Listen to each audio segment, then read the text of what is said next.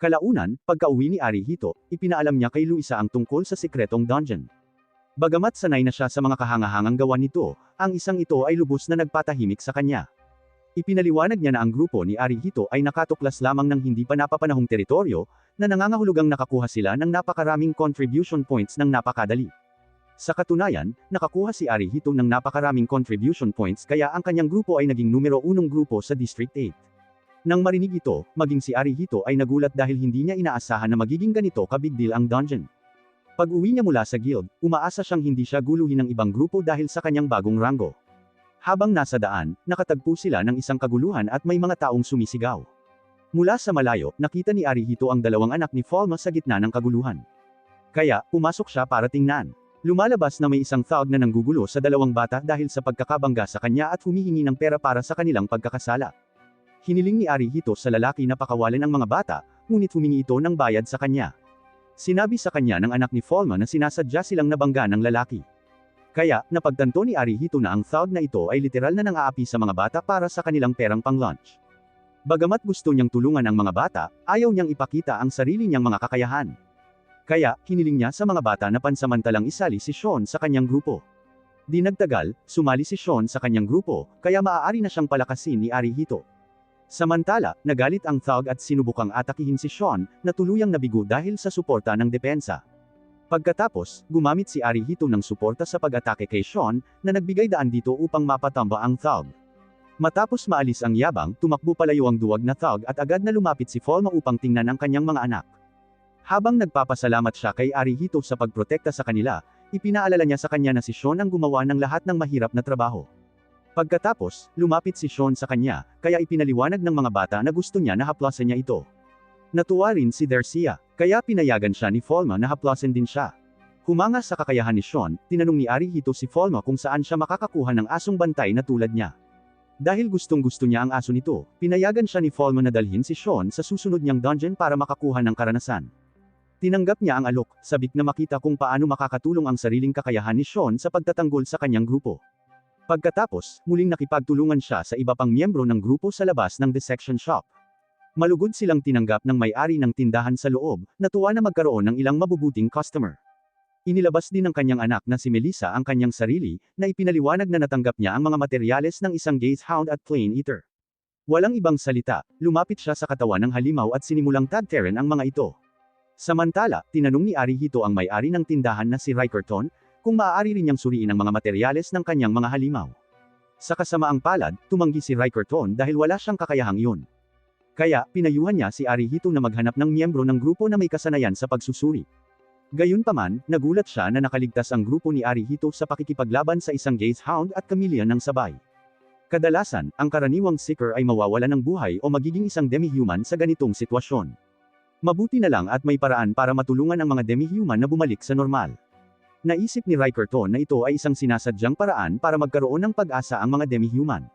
Sumang-ayon si Arihito sa kanya, ipinaliwanag na gusto rin niyang tulungan silang bumalik sa normal. Nang marinig ito, talagang nagulat si Rickerton. Inamin niya na hindi niya binanggit ang demi-human bilang isang panandaliang pahayag, kundi dahil ang kanyang asawa ay palaging nasa isip niya. Sa kasamaang palad, namatay ito sa isa sa kanyang mga pakikipagsapalaran at naging isang demi-human. Nang matagpuan siya ng ilang mga adventurer, buntis siya kay Melissa. Pagka-uwi, ipinagkatiwala niya si Melissa sa kanyang ama at sumali sa ibang grupo upang ipagpatuloy ang pakikipagsapalaran dahil ang paraan lamang para maalis ang kanyang pagbabago ay ang pagiging mas malakas. Naantig sa kwentong ito, pinuri ni Arihito si Rickerton sa pagpapahintulot sa kanyang asawa na makipaghiwalay sa kanya para sa kapakanan ng kanyang kalayaan. Hindi masyadong natutuwa si Rickerton dahil sa palagay niya ay hindi maganda ang ginagawa niyang trabaho sa pagpapalaki sa kanyang anak na babae.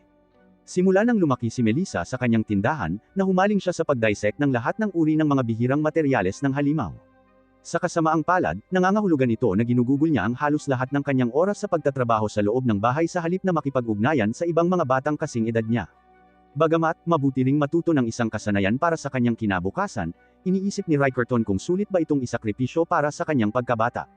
Nang marinig ang kanyang kwento, naawa rin si Igarashi para kay Rickerton, na umaasa na balang araw ay ma-e-explore ng kanyang anak ang mundo sa labas. Gayunpaman, kahit na mabuti ang kanyang intensyon para sa kanya, iniisip ni Rickerton kung isa ba siyang mapangkontrol na ama sa pamamagitan ng pagtulak sa kanyang anak na makipag-ugnayan sa iba. Hindi sumang-ayon si Melissa, at sinabing hindi siya kailanman nakaramdam ng bigat sa kanyang payo. Pagkatapos ay binigyan niya si Arihito ng isang camouflage stone na nakuha niya mula sa katawan ng chameleon. Gamit ang batong ito, mabibigyan ni Arihito ang kanyang kagamitan ng stealth skill, na magbibigay daan sa kanya na makihalubilo sa kanyang kapaligiran. Naisip niyang ibigay ang batong ito sa isang vanguard, ngunit sinabihan siya ni Igarashi na gamitin ito para sa kanyang sarili. Ipinaalala niya kay Arihito na alagaan din ang kanyang sarili, kung hindi ay masasaktan siyang muli tulad ng ginawa niya laban sa mandirigmang agila. Gayunpaman, binalaan siya ni Melissa na ang stealth skill ay kumokonsumo ng maraming mana, kaya dapat niya itong gamitin ng may pag-iingat. Tumanggaw siya, iniisip kung paano gagamitin ang bato gamit ang kanyang kasalukuyang mga kasanayan. Gamit ang kanyang kakayahang magtago at tumayo sa likuran, naisip niya na magagawa niyang patayin ang mga kalaban mula sa likuran nang hindi nila napapansin. Matapos itong pag-isipan, sa wakas ay nagpasya siyang gamitin ang bato. Pagkatapos, naalala ang mga naunang sinabi ni Rickerton, tinanong niya si Melissa kung gusto nitong galugarin ang labyrinth kasama ang kanyang grupo. Tumanggo ang babae, kaya sinabihan niya itong maging handa na sumama sa kanyang grupo sa kanilang susunod na misyon. Pagkatapos, binisita ni Arihito at ng grupo ang mansyon ni Lady Olaris, kung saan magkakaroon sila ng sarili nilang royal suite. Sa reception, isang katulong na nagngangalang Malays ang naghatid sa mga batang babae sa kanilang mga silid, habang tinawag si Arihito para magparehistro. Habang pinipirmahan niya ang registration form, isa pang adventurer ang lumapit upang salubungin siya. Dahil ito ang unang pagkakataon ni Arihito rito, magalang niyang binati siya at ipinaliwanag na sila ay magiging magkapitbahay na mula ngayon. Ipinaliwanag ng adventurer na siya ang pinuno ng grupo na dating numero 1. Ngayon ay interesado na siya sa lalaking pumalit sa kanya sa trono. Nang marinig ito, umakto si Arihito na mapagkumbaba, na sinasabing wala siyang karanasan para maging karapat-dapat sa pinakamataas na ranggo. Sa halip, sinabi niya sa lalaki na ang kanyang grupo ay nakakuha ng unang pwesto dahil sa swerte. Bagamat alam ng isa pang adventurer na bago si Arihito, iniisip pa rin niya na mayroon itong ilang mga kakayahan na nagbigay daan sa kanya upang mabilis na umangat sa ranggo. Iniisip niya kung si Arihito ay may isang miyembro ng grupo na may mataas na antas na tumulong sa kanya na umakyat sa ranggo. Kaya, ipinaliwanag niya na kamakailan lamang ay nakakuha sila ng isang malakas na miyembro na level 9. Sa pagbanggit sa tao na ito, naisip ng lalaki na si Elaithia ito, na kamakailan lang ay dumating sa kanilang distrito. Nagulat si Arihito dahil inaasahan niyang mas magagalit ang lalaki sa kanya dahil sa pagpapatalsak sa kanya mula sa pinakamataas na pwesto. Samantala, napansin ng lalaki na mahiyain si Arihito, kaya ipinakilala niya ang kanyang sarili bilang si George, ang pinuno ng Polaris, at sinabihan itong huwag nang ituloy ang mga formalidad. Nang marinig ang pangalan ng kanyang grupo, napagtanto ni Arihito na hindi pa niya nabibigyan ng pangalan ang sarili niyang grupo. Nagulat si George, ngunit sinabihan na lang niya si Arihito na gumawa ng pangalan dahil siya ang pinuno. Gayunpaman, tumanggi siya, sinasabing ang tagumpay ng kanyang partido ay nakasalalay sa lahat ng miyembro nito, kaya hindi siya magpapasya sa isang pangalan nang hindi naririnig ang kanilang opinyon. Nagulat sa kanyang mapagpakumbabang saloobin, ngumiti si George at umalis upang asikasuhin ang kanyang sariling gawain. Pagkatapos, pumunta si Arihito sa kanyang silid kainan kung saan lahat ay hinahain ng 5-star na pagkain. Siya, si Igarashi, at si Suzuna ay nasisiyahan sa kanilang mga pagkain, ngunit nalungkot si Misaki sa pagkain ng halimaw na karne dahil ayaw niya nito. Ibinigay niya ang pagkain kay Dersia sa halip, na masayang tinanggap ito. Dahil dito, sinimulan siyang kulitin ni Elaithia, na sinasabing titigil siya sa paglaki kung hindi siya kakain ng sapat na pagkain. Gayunpaman, itinuro ni Misaki na mas matangkad na siya kaysa sa kanya, na nasaktan ang kanyang damdamin. Pagkatapos, siya mismo ay nagsawa na rin sa kanyang mga gulay, kaya ibinigay niya ang kalahati nito kay Suzuna. Samantala, nabusog na din si Igarashi, kaya ibinigay niya ang kanyang natitirang pagkain kay Dersia. Pinapanood siyang kumain mula sa mga putahe ng lahat, nagulat si Arihito sa kanyang matinding gana sa pagkain. Iniisip ni Elaithia kung maaari niyang hilingin kay Dersia na isulat ang mga paborito niyang pagkain, ngunit umiling si Arihito, ipinaliwanag na hindi siya maaaring makipag-usap gamit ang anumang salita, kasama na ang pagsusulat. Gayunpaman, naiintindihan niya ang lahat ng kanyang nakikita at naririnig. Nalungkot si Suzuna dahil hindi niya matulungan si Dersia kahit na sa pamamagitan ng kanyang mga kasanayan sa pagpapagaling. Upang aliwin siya, inalok ni Dersia ang ilan sa kanyang sariling pagkain, ngunit tumanggi siya. Ipinaalala rin ni Arihito sa lahat na huwag kumain ng labis dahil mayroon silang paparating na pakikipagsapalaran. Kung sasabak sila sa labanan na may malaking tiyan, maaaring masira nito ang kanilang buong paglalakbay. Nang marinig ito, patuloy na kinakain ni Dersia ang kanyang pagkain ng walang pag-aalala. Samantala, tinanong ni Misaki si Arihito kung sasama ba siya sa kanilang susunod na biyahe. Tumanggi siya, ipinaliwanag na medyo mababa ang kanyang antas, kaya maaaring ilagay siya sa panganib.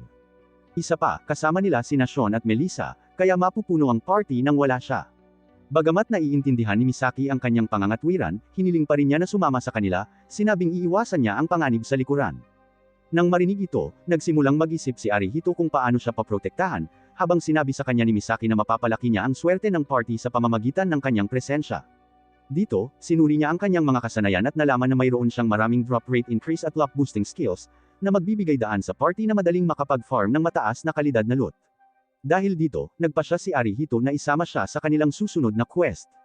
Nang makitang nakuha ni Misaki ang lahat ng atensyon, hiniling ni Suzuna kay Arihito na tingnan din ang kanyang mga kasanayan. Tumanggaw siya at sinuri ang lahat ng kanyang mga kasanayan sa archery bago nagpas siyang isave ang kanyang mga skill points para sa isang multi-shot ability. Kinabukasan, naghanda ang grupo para tumungo sa labyrinth. Habang nasa daan, huminto sila nang may biglang kaguluhan sa kanilang likuran.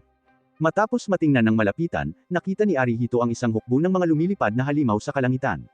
Sumigaw si Elaithia na isa itong stampede ng halimaw, na nagbabantang wasakin ang kanilang buong lungsod.